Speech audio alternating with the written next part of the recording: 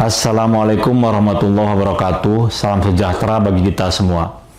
Yang kami hormati para undangan, Bapak Ibu jajaran manajemen dan perwakilan dari perusahaan tercatat, serta investor dan calon investor yang telah hadir pada kegiatan Public Expose Live 2025. KPI bersama OJK, Bursa Efek Indonesia, dan KSEI menyelenggarakan kegiatan Public Expose Live 2025 yang merupakan kegiatan rutin tahunan dan menjadi bagian dari rangkaian kegiatan perayaan HUT ke-48 diaktifkannya kembali pasar modal Indonesia.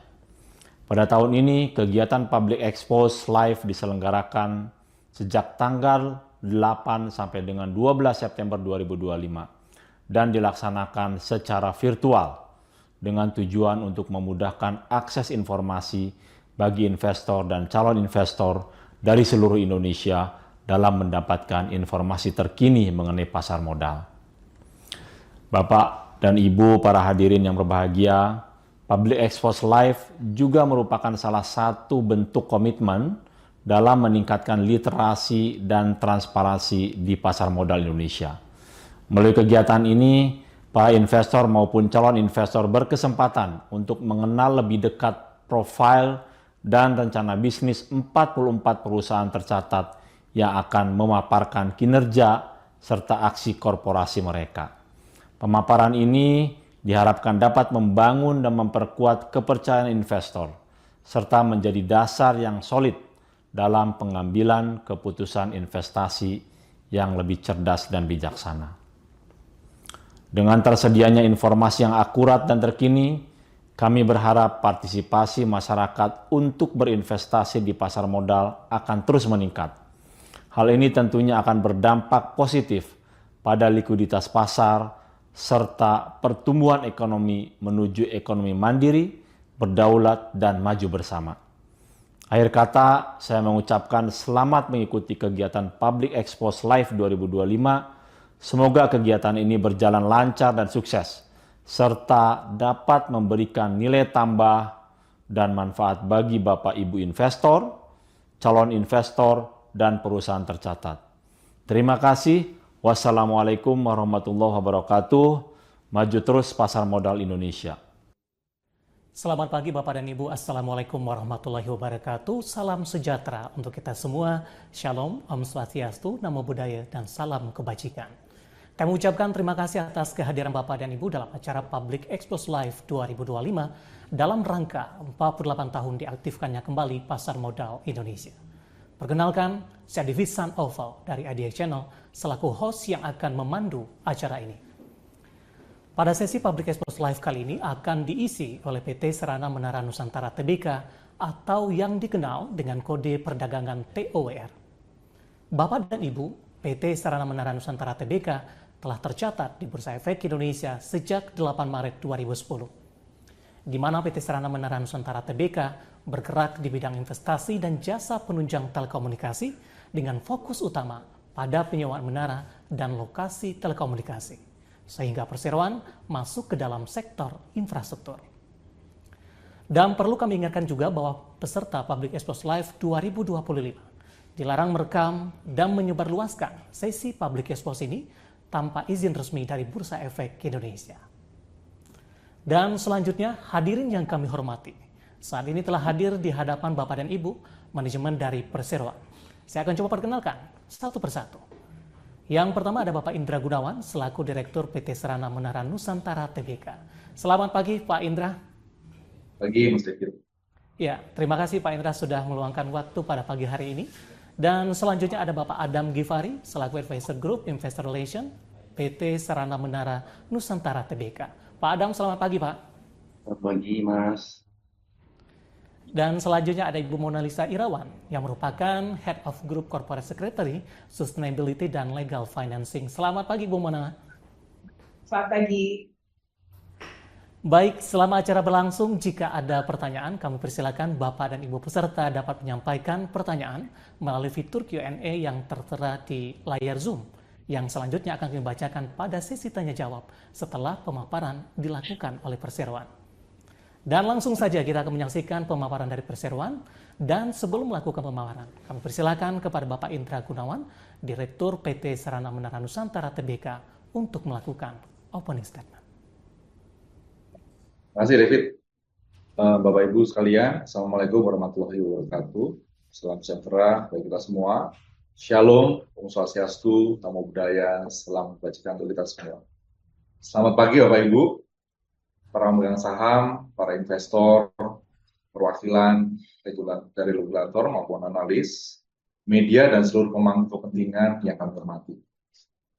Atas nama manajemen PT Sarana Menara Nusantara Tbk, izinkan saya menyampaikan terima kasih yang sebesar-besarnya atas kehadiran Bapak Ibu sekalian.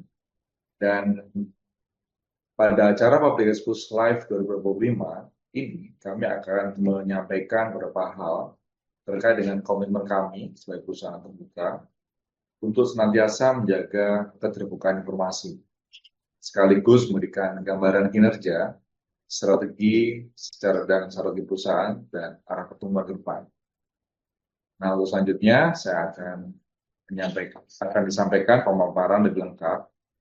Saya perkenalkan untuk mempersilakan Bapak Adam Ningwari selaku advisor Grup Investor Relation untuk memaparkan kinerja dan strategi perusahaan. Silakan Bapak.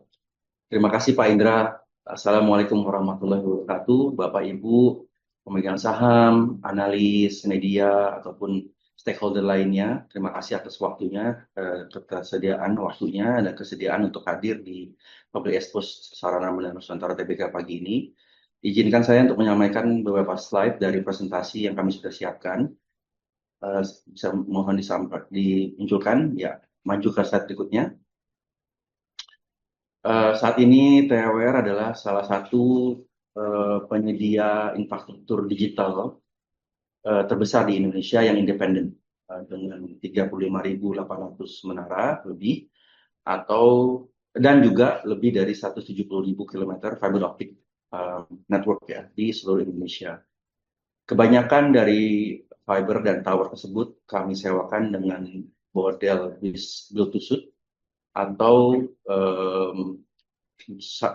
dibangun untuk disewakan dengan jangka panjang, sehingga itu menyediakan arus kas yang sangat predictable bagi perusahaan.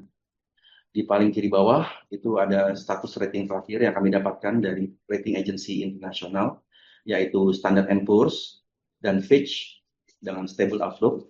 Ya. Khusus untuk Fitch malah rating kami adalah BBB flat, untuk S&P adalah BBB minus. Ya. Jadi investment grade di skala internasional.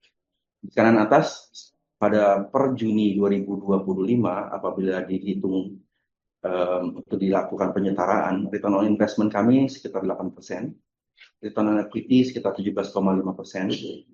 Lalu secara profil saham sendiri, itu kita termasuk di LQ45, IDX 80, Kompas 100, SM Infra 18, Investor 33, IDX Vesta 28, MDX MSCI Small Cap Index, dan juga ada ESG Footprint, yaitu indeks rating yang indeks yang sahamnya itu berhubungan sama ESG seperti IDX ESGL, IDX LQ45 LCL, dan MSCI ESG rating yaitu dapat A. Next, capital management nomor 1 adalah salah satu pilar terutama untuk kami, yaitu akses ke low cost of funding. Saat ini cost of funding perusahaan berada di cost of fund untuk debt itu sekitar 6,1%. Liquidity yang kami dapatkan dari para calon kreditur, baik itu bentuk term sheet ataupun perjanjian kredit, itu nilainya kalau didolarkan sekitar 945 juta US dollar, ya hampir 15 triliun lebih ya. Lalu investment grade ratings kami tetap jaga. Lalu nomor 2, kami terus menjaga low risk business, yaitu digital infrastructure business dengan permintaan yang tinggi, sulit untuk digantikan. Lalu punya kontrak jangka panjang yang dapat di enforce. Kita juga punya profil nomor 3, kotak kanan atas, ESG conscious company. Kita punya very small carbon footprint, bahkan kita juga masuk ke bisnis green energy dan juga penyewaan baterai di beberapa site kami. Lalu 95% daripada internet traffic di Indonesia itu wireless masih, ini data 2024. Dan towers and fiber itu sangat penting untuk mengurangi digital gap antara di berbagai tempat di Indonesia. Lalu nomor 4, industri structure kami nilai itu cukup menarik karena industri telah konsolidasi dan masih konsolidasi. Telecommunication industry, telecommunication player sudah menjadi 3 player di 2025. Lalu kita punya kesempatan untuk akuisisi di berbagai segmen, dan itu beberapa pemain masih kami nilai cukup fragmented ya. Nah, nomor 5, kita punya posisi juga secara aset class, secara saham, itu nomor 1, valuation cukup menarik dengan annual recurring free cash flow yang dapat mendanai kebutuhan capex, kebutuhan dividen, dan juga share buybacks. TOWR juga sudah melakukan beberapa konsolidasi di tower ataupun fiber, dan ini kita gunakan kemampuan kita untuk mendapatkan revenue cash flow yang kuat dari untuk melakukan ekspansi secara inorganik. Lalu nomor 6, kita menilai kita merupakan efficient infrastructure provider dengan EBITDA dan AFFO pertumbuhan selama 5 tahun terakhir itu majemuk ya, atau compounded annual growth rate sekitar 10,5% dan 9,1% masing-masing, dengan ROE 2025 sekitar 17,5%. Lalu kedepannya kita menilai kita punya posisi yang baik untuk menikmati dari pertumbuhan dari akses internet. Kita berencana untuk menginvestasikan free cash flow kita dan didanai dengan cost of capital yang murah demi ekspansi dan juga memperbaiki posisi di industri. Kami untuk nomor 2 di box A, kami menilai bahwa Indonesia masih di tengah-tengah 4G cycle. Memang ada bicaraan untuk 5G, tapi saat ini kami nilai masih 4G di mana-mana kebanyakan. Lalu nomor 3, telco bisnis juga cenderung memiliki scope of work yang melebar. Ada aset-aset yang bertambah jenisnya, ada baterai, ada green energy generation. Jadi sesuai dengan strategi kita yang kita terus kembangkan untuk meningkatkan value perusahaan di tengah-tengah industri telekomunikasi. Lalu nomor B, kita berencana untuk mengimprove Indonesian Internet. Ada kebutuhan untuk internet yang kecepatan tinggi dan pertumbuhan traffic yang sangat kuat dan didukung oleh young population, dan secara rata-rata umur seharusnya ke depan Indonesia itu makin muda secara rata umur. Lalu consolidation daripada MNO, mobile network operator, juga seharusnya membuat ruang baru untuk business case yang lebih baik untuk 5G ke depannya. Dan rasio untuk per kapita 1 dibanding 2.700 untuk Indonesia itu masih cenderung rendah ya, yaitu 1/3 dibandingkan kalau di China ataupun di Amerika. Lalu nomor C, kita terus menyiapkan diri untuk kesempatan-kesempatan baru. Nomor 1, kita punya track record dan terus untuk kita kembangkan kemampuan untuk mengekspansikan produk offering yang apa yang kita bisa layani di lokasi-lokasi kita sudah miliki. Nomor 2, strategi yang kita develop, yang kita kembangkan itu berada di sekitar kebutuhan para customer di Indonesia. Dan ini makin meningkat, tidak cuma hanya mobile network operator, tapi juga kebanyakan berbagai macam industri ya, berbagai macam industri di Indonesia. Nomor 3, fixed mobile convergence dan 5G merupakan kesempatan untuk kesempatan yang baru lagi untuk ekspansi kita di masa yang akan datang. Masuk slide berikutnya, slide nomor 5. Jadi secara bisnis model kita punya predictable revenue ya dari long term contracts yang biasanya 10 tahun atau bahkan bisa lebih panjang lagi, yang tidak dapat dibatalkan dan dapat diperpanjang. Para tenan-tenan yang menggunakan infrastruktur kami cenderung untuk memiliki renewal yang tinggi karena high relocation cost dan juga significant network impact apabila tidak dilakukan perpanjangan. Lalu ada nomor 3, upside dari additional revenue. Jadi aset-aset yang kita sudah miliki itu bisa dapat mendapat higher asset utilization dari tower ataupun fiber ataupun aset-aset lain. Ditambah lagi ada kemungkinan sinergi di antara aset keras yang kita miliki antara tower dan fiber ataupun fiber dan tower. Lalu nomor 4, high barrier to entry, significant investment ya yang dibutuhkan untuk berada di industri ini. Seperti kita tahu, per tower itu antara 800 sampai 1 miliar dan dibutuhkan adanya economies of scale yang kita sudah miliki dengan 35.000 menara dan 170.000 km fiber di seluruh Indonesia, dan punya kemampuan dan pengalaman dengan peraturan pemerintah dan kondisi-kondisi lokal. Industri yang paling bawah itu juga tumbuh dengan baik, surging data demand, itu pertumbuhan daripada kebutuhan penggunaan data juga terus tumbuh, Jadi membutuhkan lebih banyak tower dan fiber, apalagi kalau misalkan nanti masuk ke 5G ke depannya. Lalu consumer behavior yang saat ini membutuhkan reliable dan high speed internet, membutuhkan lebih banyak fiber ke depan kita harapkan. Lalu nomor 3, kita berharap juga untuk 5G business case yang lebih baik sesudah adanya konsolidasi mobile network operator. Slide berikutnya, slide nomor 6. Ini adalah portfolio kita untuk tower di seluruh Indonesia. Paling banyak ada di Jawa, Bali, NTT, dan NTB. Ada 21.000 tower lebih. Nomor 2 yang signifikan adalah Sumatera, lebih dari 8.100. Kalimantan 3.300 lebih, Sulawesi 2.700, dan lebih timur, Maluku dan Papua lebih dari 529. Next slide. Portfolio kita yang secara fiber yang sudah memiliki revenue, itu ada di slide nomor berikutnya, slide 7. Itu adanya yang baris nomor atas, yang baris atas ada fiber to the tower, kilometer revenue generating, itu di Kalimantan 58.000, sementara secara fisik kabel kita di Sumatera ada hampir 33.800 km. Jadi ada tambahan revenue dari hanya sekedar kepemilikan fiber, tapi ada utilization ratio yang meningkat di situ dibandingkan hanya satu pengguna, tapi ada beberapa pengguna di situ. Jadi revenue generation-nya lebih tinggi daripada hanya 33.800 untuk contoh Sumatera. Contoh yang berikutnya adalah Jawa, kita punya 138.800 km lebih yang generating revenue dari fiber to the tower. Nah, di Jawa sendiri juga kita punya physical cable 70.300. Jadi jelas ada revenue yang lebih tinggi daripada hanya kepemilikan dan terus ke kanan. Next slide. Mengenai slide 9 langsung bicara soal performance dan juga strategi. Nomor 1 adalah strategi kita adalah build, yaitu membangun secara organik. Ya, kita terus membangun yang namanya build to suit towers dan mencari colocation. Colocation seperti kita tahu adalah revenue stream yang kedua di tower yang sekarang yang sudah ada. Sementara build to suit adalah cash flow yang pertama dari penyewa yang anchor. Jadi kita selalu mencari untuk utilization aset yang meningkat. Lalu poin nomor 2 di box yang tengah itu, ekspansi untuk fiber optic network yang tentunya saja berhubungan dengan fiber to the home. Lalu nomor 3, kita terus mencari kemampuan kesempatan untuk fiberization untuk tower untuk mensupport data traffic yang tinggi. Yang nomor 4 di box yang tengah, kita berusaha untuk menggunakan liquid balance sheet kita yang kita dapatkan dari kontrak-kontrak yang existing untuk melakukan akuisisi ataupun ekspansi secara strategi.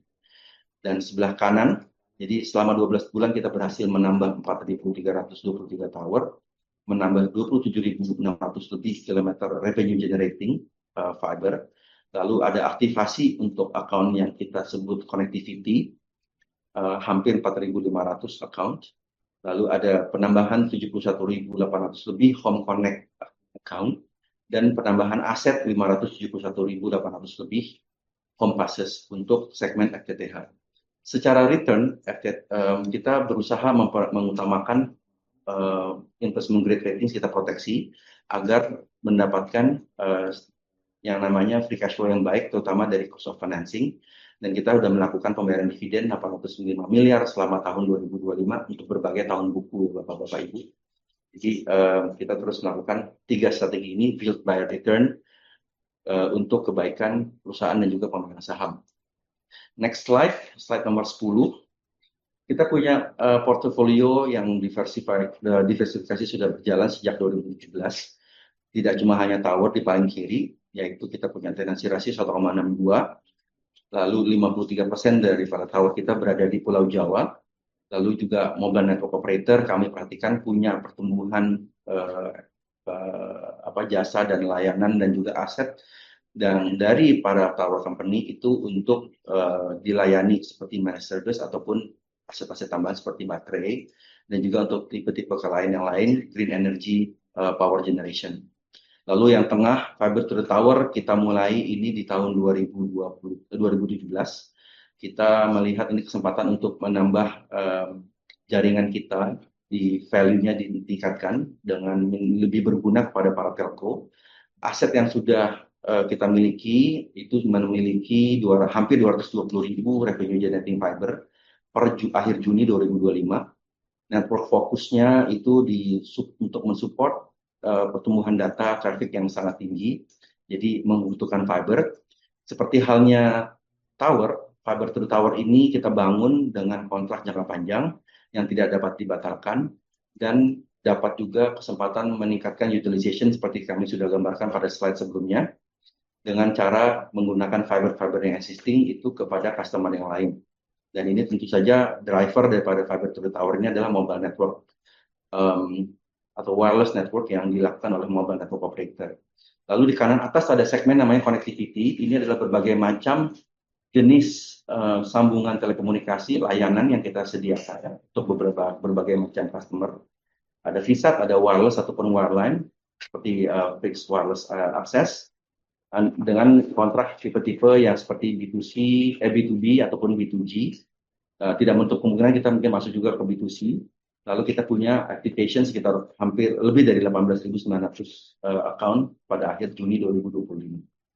Fiber to the home sendiri di kanan bawah sudah kami lepaskan, kami pisahkan dari connectivity. Kalau Bapak Ibu lihat presentasi tahun lalu, bahwa ini sudah makin besar, semakin signifikan, jadi kami pisahkan. FTTH sendiri secara aset sudah mencapai hampir lebih dari 1,78 juta home passes pada akhir Juni 2025, dengan penetrasi ataupun home connect sekitar 11,6% atau 207.000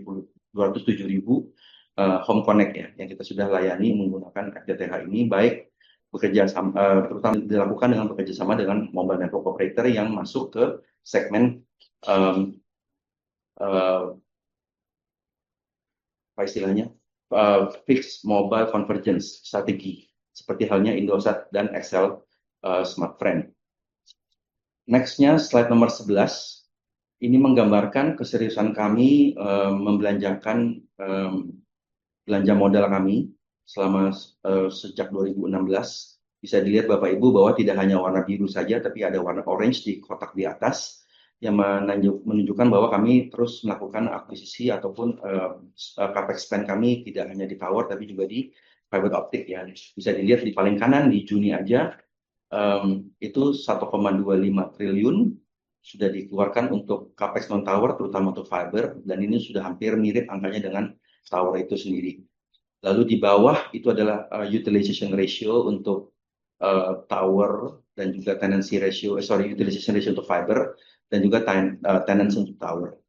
Jadi bisa dilihat bahwa pertumbuhan yang cukup menggembirakan untuk penggunaan fiber existing bisa dilihat dari angka utilization ratio. Meskipun kami harus sampaikan dalam kesempatan ini bahwa penggunaan fiber existing yang dilakukan oleh segmen bisnis kami yang lain, misalkan fiber to the home menggunakan fiber to the tower aset untuk fiber, itu tidak terefleksikan di presentasi ini karena kompleksitas daripada aset di lapangan itu sendiri. Tapi karena yang bisa dilihat bahwa chargeable revenue itu ada di pembukuan, kami dengan lebih mudah dapat menyampaikan utilization ratio untuk fiber to the tower, tapi tidak untuk penggunaan aset yang dilakukan oleh segmen bisnis kami secara internal untuk ekspansinya masing-masing. Jadi ini kami harapkan utilization aset yang lebih tinggi oleh segmen lain atas fiber kami existing itu bisa terlihat di angka-angka seperti return on asset dan juga return on equity yang tadi sudah sampaikan. Return on investment sekitar 8%, return on equity sekitar 17,5% per Juni 2025. Slide berikutnya, slide 12, ini menunjukkan pertumbuhan yang cukup menarik dari segi fiber yang garis oranye itu dibandingkan segmen tower itu sendiri.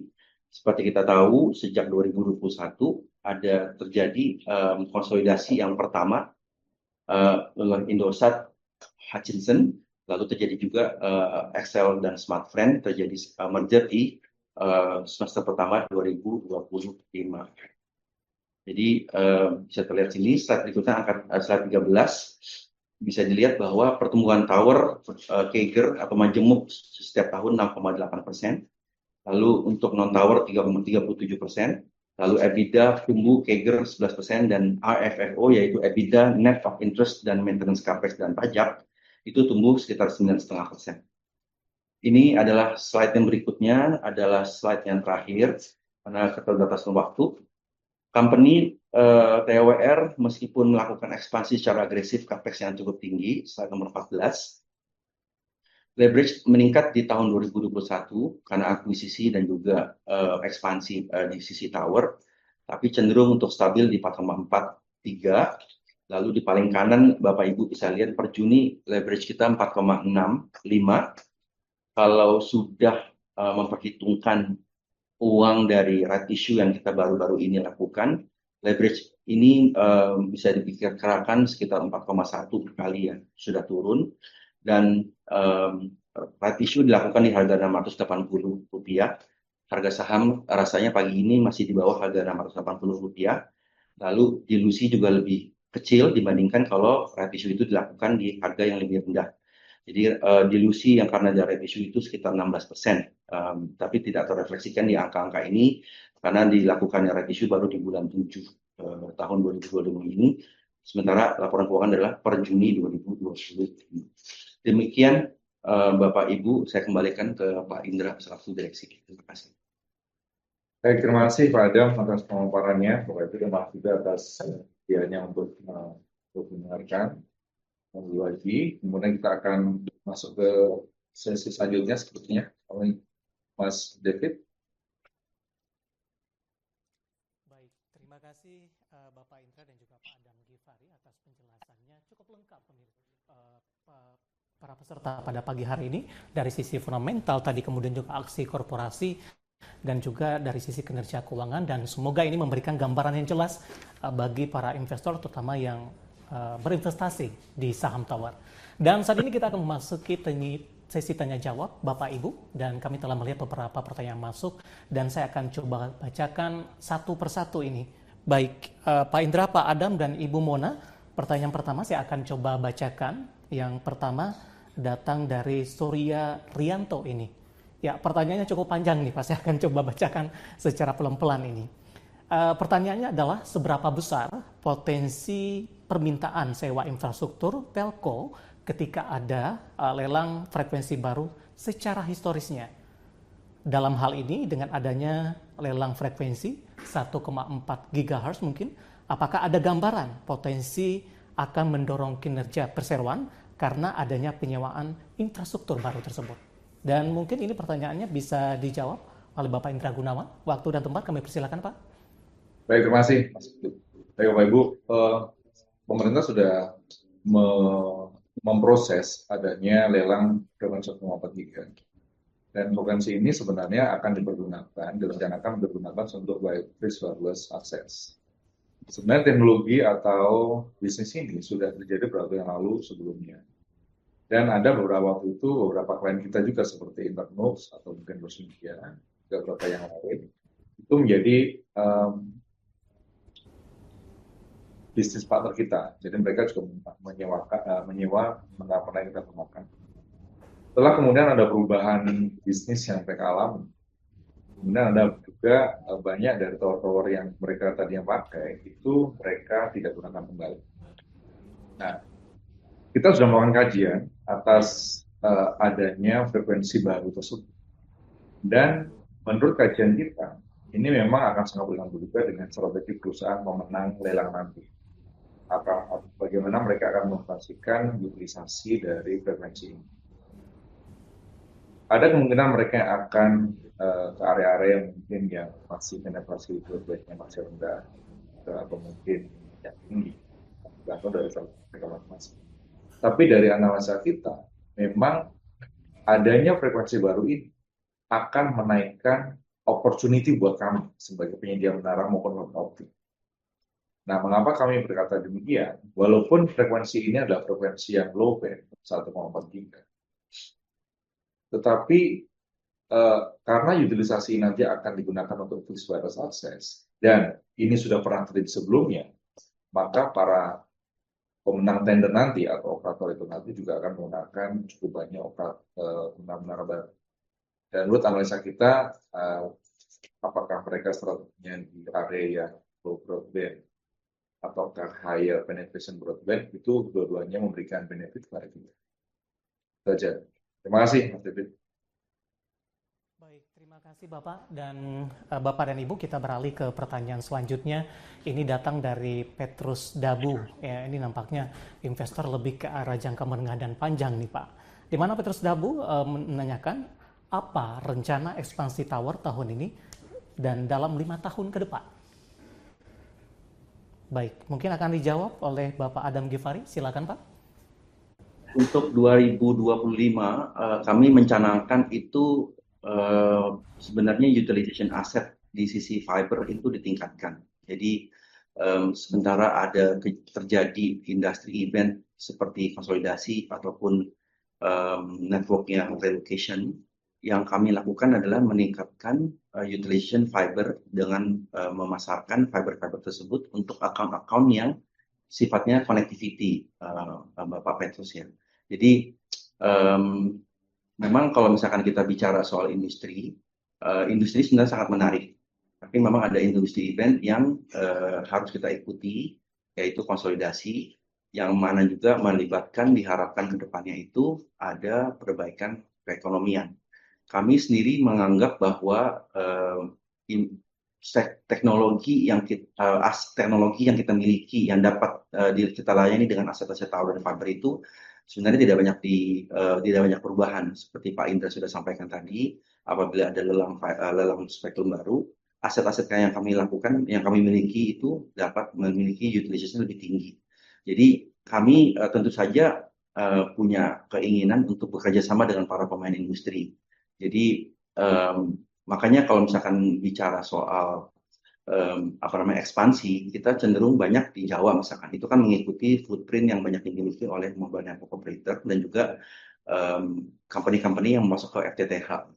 Jadi tapi tentu saja kami ingin terus ekspansi. Kami juga melihat bahwa di luar Jawa itu punya potensi yang sangat luas. Itu menggambarkan keinginan manajemen untuk ekspansi bersama dengan para operator telekomunikasi. Semoga ini membantu Pak Devin. Petrus Dabu yang sudah berpartisipasi, dan terima kasih juga Pak Adam. Kita beralih ke pertanyaan selanjutnya Pak. Ada Anonymous Attende ini. Terima kasih juga sudah bergabung. Ini menanyakan lebih dari sisi bisnis ini Pak. Pertanyaannya adalah Starlink menyediakan internet tanpa kabel. Apakah ini merupakan ancaman bagi internet fiber optik dari perseroan? Mungkin yang bisa jawab Bapak Indra Gunawan. Silakan Pak. Ya, baik. Pak Ibu, pada waktu Starlink masuk ke Indonesia, begitu banyak pemikiran khalayak di masyarakat, apakah dampaknya terhadap industri komunikasi. Nah, kami dari TWR, dari Saramara, melihat bahwa ini adalah opportunity yang positif. Mengapa demikian? Karena tadi Pak Adam sempat sampaikan bahwa salah satu strategi kita juga adalah bagaimana kita juga akan ke daerah-daerah di mana yang memiliki penetration, apakah itu telekomunikasi yang internet yang masih belum tinggi. Sementara kita tahu juga bahwa saudara-saudara kita, baik yang di timur Indonesia maupun di barat Indonesia, yang masih kurang layanan telekomunikasi maupun internet, itu sangat memerlukan, apalagi sekarang di era digital. Kami melihat bahwa salah satu isu yang masih terjadi di Indonesia adalah kekurangan backhaul. Jadi pada waktu kita akan masuk ke daerah, misalnya kita mau masuk ke area, misalnya apakah itu Maluku, apakah itu Papua, salah satu isunya adalah bahwa tidak ada backhaul yang cukup ke arah sana. Memang pemerintah sudah memiliki palaparing, tapi palaparing itu masih sangat kurang dan backhaul di sana.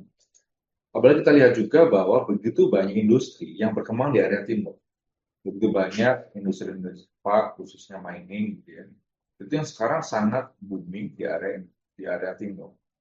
Nah, begitu banyak pekerja, juga begitu banyak perusahaan yang ada di sana, itu sangat memerlukan sekali adanya connectivity. Nah, yang jadi masalah adalah ketersediaan backhaul yang minim tadi, itu membuat open up dari area itu menjadi sangat terbatas. Kalau itu bisa tersolusikan, maka kebutuhan menara juga akan meningkat. Jadi kalau Bapak Ibu tadi perhatikan bahwa jumlah menara kita di daerah timur itu jauh lebih kecil dibanding daerah Jawa maupun daerah barat. Salah satu isunya adalah bukan operator tidak mau ke sana, tapi isu backhaul issue. Kembali lagi tadi ke masalah Starlink. adanya Starlink ini memberikan opportunity baru buat operator untuk memiliki backhaul selain menggunakan satelit. Kalau dulu begitu ada daerah remote, maka operator akan menggunakan satelit geo. Tapi sekarang dengan Starlink dengan LEO, maka mereka akan bisa mendapatkan opportunity itu dengan latensi yang lebih kecil dan dengan bandwidth yang lebih bagus. Dengan demikian, maka diharapkan ini juga akan mendorong visi dari pemerintah terkait dengan connectivity. Bagaimana pemerintah mendorong supaya penetrasi internet di Indonesia ini merata. Nah, tadi kembali lagi, jadi adanya Starlink ini menjadi komplementari atau mendukung pembukaan area-area baru. Sehingga dengan begitu, dengan adanya area baru itu terbuka, maka sudah pasti mereka akan memerlukan menara-menara baru. Nah, diharapkan nanti pada waktu daerah itu sudah major. Karena mengapa? Karena kalau misalnya kita menggelar fiber optik di daerah itu sekarang, mungkin sangat mahal. Sehingga mungkin nggak visible secara bisnis. Tapi nanti, begitu daerah itu menjadi major, dan kebutuhan akan bandwidth semakin besar, maka semakin visible untuk kita menggelar fiber optik. Nah, jadi ini menjadi solusi yang baik untuk juga mengurangi digital divide di area-area tersebut. Mungkin itu yang mau saya sampaikan. Itu Mas David. Mungkin saya tambahkan sedikit mengenai Starlink ya. Jadi kami sempat melakukan studi mengenai Starlink sendiri. Tempat asalnya Starlink datang ke Indonesia kan sebenarnya Amerika Serikat ya. Cuman kalau kita melihat beberapa statistik penetrasi di pasar-pasar di Amerika ataupun negara-negara maju, kita melihat bahwa penetrasinya nggak sampai 1% gitu. Lalu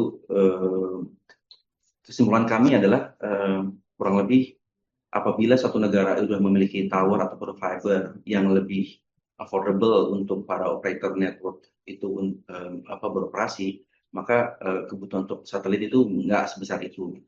Jadi untuk Indonesia ditambah lagi pernyataan bahwa harga jual untuk layanan seperti Starlink itu kan antara 40 sampai 50 dolar per pengguna per bulan. Sementara di Indonesia kalau kita nggak salah lihat terakhir itu ARPU sekitar 2,5 sampai 3 dolar ya per pengguna di Indonesia. Jadi ada price gap yang lumayan. Dan itu menciptakan kondisi yang cukup kuat untuk network operator yang sudah ada beroperasi di Indonesia itu untuk meneruskan. Demikian tambahan saya Pak ini. Terima kasih Pak Adam. Saya kembalikan ke Mas David. Masih ada pertanyaan lagi Mas David? Baik, itu tampaknya pertanyaan terakhir Pak, karena waktu kita cukup terbatas. Nanti kita juga akan instruksikan kepada para penanya yang belum menjawab, langsung menanya kepada website yang ada untuk tower nantinya. Baik, terima kasih Pak Indra, Pak Adam, dan juga Ibu Mona. Semoga bisa menjadi referensi bagi para peserta dan juga bagi para investor di pasar modal Indonesia. Baik, terima kasih Bapak dan Ibu manajemen. Demikianlah sesi tanya-jawab Public Expose kali ini. Dan oleh karena keterbatasan waktu, kami mohon maaf atas pertanyaan Bapak Ibu yang belum terjawab. Apabila terdapat pertanyaan lebih lanjut, Bapak dan Ibu dapat menghubungi Investor Relation atau unit terkait dari PT Sarana Menara Nusantara Tbk atau TOR melalui portal komunikasi yang dimiliki oleh Perseroan. Dan sebelum kami tutup, kami persilakan kepada Bapak Indra Gunawan, Direktur PT Menara Nusantara Tbk, untuk memberikan closing statement yang akan disampaikan kepada publik. Pak Indra Gunawan, kami persilakan. Waktu dan tempat. Baik, terima kasih Mas David. Bapak Ibu, terima kasih atas kehadiran juga partisipasi dalam acara ini. Pertama, sebelumnya saya ucapkan terima kasih pada Pak Adam atas paparannya. Tadi sudah jelaskan banyak hal. Bapak Ibu sekalian, izinkan saya menutup dengan menegaskan bahwa TOR akan terus menjaga kinerja solid, memperkuat portfolio, serta konsisten memberikan nilai tambah berkelanjutan bagi para pemegang saham dan seluruh pemangku kepentingan. Masuk juga bahwa kita akan terus mendukung pemerintah terkait dengan telekomunikasi juga dengan digital dan connectivity di Indonesia. Atas nama manajemen, saya mengucapkan terima kasih kepada Bursa Efek Indonesia, para pemegang saham, investor, serta seluruh pihak yang terus mendukung TOR. Kami juga percaya dengan dukungan regulator, pelaku pasar, dan investor, pasar modal Indonesia akan semakin berkembang. Lebih dalam, lebih liquid, dan semakin menjadi fondasi penting bagi pembiayaan pembangunan nasional.